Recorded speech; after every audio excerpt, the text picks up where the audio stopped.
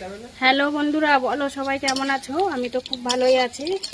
দেখো আজকে আমার ঘরে আজকে ডাল, আলু মোলা আর শাক ভাজা হচ্ছে। এই যে পেঁয়াজ, রসুন, শুকনো লঙ্কার ফোড়ন দিলাম। এইভাবেই তো শাক ভাজা হয়। কে কিরকম ভাবে শাক ভাজা করো আমাকে বলো। এই যে শাকটা দিয়ে দিলাম।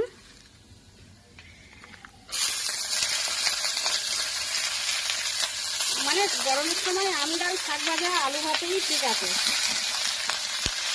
আর কিছু হোক না সেই দিন ভাত খাওয়া হয়ে যাবে, আর কিছু লাগবে না। তার কি বাড়ি রান্না হয়েছে চলো, আর সাড়ে বেরিয়ে চলে এসো। ঠিক আছে বন্ধুরা, টাটা। নাকি তাহলে সবাই আমার ঘরে আসবেন। কিন্তু সত্যি কি শাক ভাজছে আমি জানি না, নাম জানি না।